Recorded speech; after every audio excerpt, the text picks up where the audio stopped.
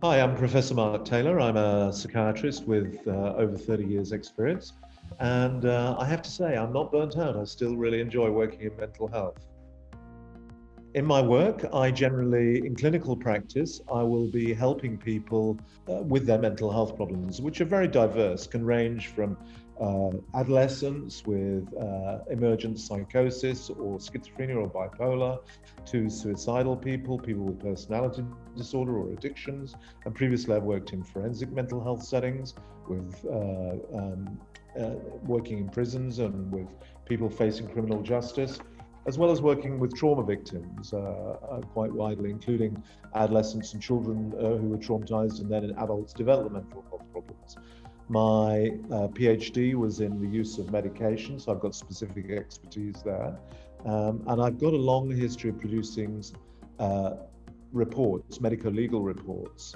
About for the last 15 years, I've been producing these on a regular basis.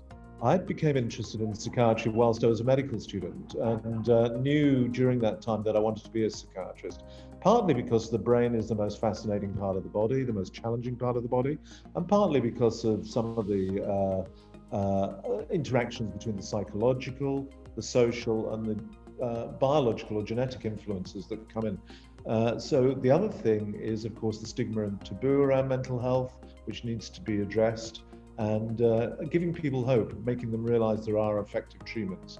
And of course, whilst it's still stigmatized, its treatments really come on over the last decade or two, and we can help a wide range of people. Normally with personal injury, I do both plaintiff and defendant work. So I've worked with big insurance groups like Allianz, AAI, Suncorp.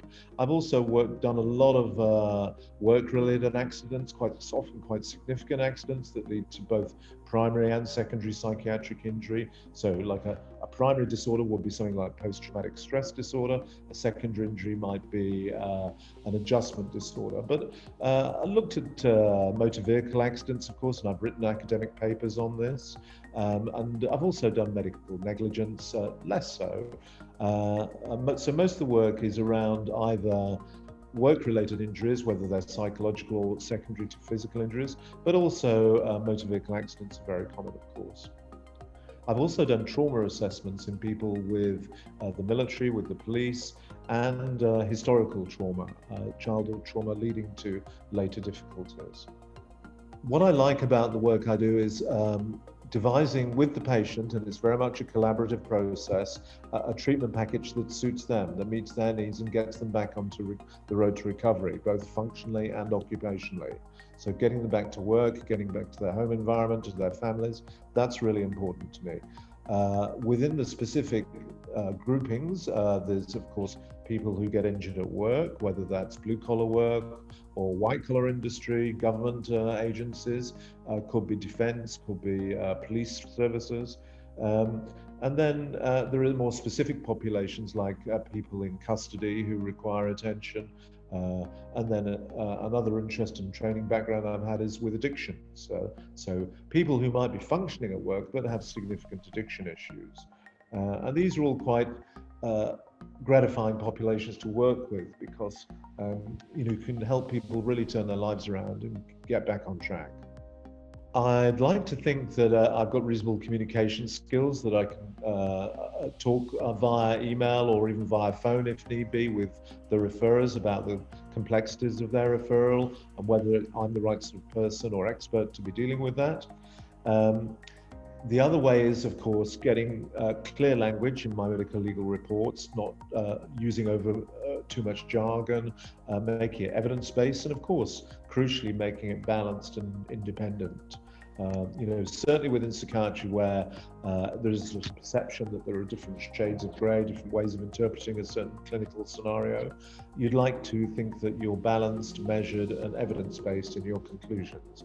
And that, with the timely production of the report, I would suggest helps the referrer. Now, the injured person, of course, often finds an independent assessment pretty stressful, and I usually point that out to them at the beginning. But equally, give them a chance to give me feedback and make sure, most importantly, that they feel listened to during that process, which can be quite a long process, I will admit. Part of the other main wish during the assessment is to instill hope about any treatment plan that gets developed. Because often people don't really realize the range of treatments that are now available. So installation of hope and devising or recommending a certain treatment plan and way out of a complex medico-legal process is pretty important. For example, when in the academic paper on motor vehicle accidents that I put together with Australian data, one of the crucial factors in terms of getting people back into recovery was expediting the medico-legal process, expediting the litigation. And that can be part of the role of the expert as well as the legal officers.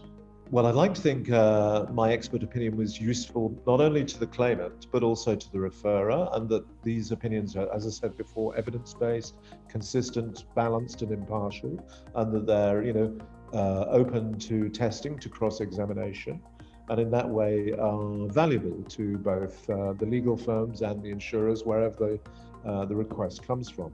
I'd like to think they're also useful to the claimant in terms of signposting their treatment direction and their recovery pathway. And you'd like to use, simplify the complexities of mental health with easy to understand language. So those are some of my goals, really. As I've worked for many years across public mental health services, but also more recently, private clinical care, and I was invited by the Scottish Government to prepare their mental health legislation. And I've got a wide experience of producing independent medico-legal reports. I would like to think myself, Professor Mark Taylor, will be able to help you expedite your claims, give you a really balanced, evidence-based medico-legal report, some easy to understand conclusions, and perhaps most importantly, help the client move on with their recovery, move on with the medical legal process so they can start living their lives again.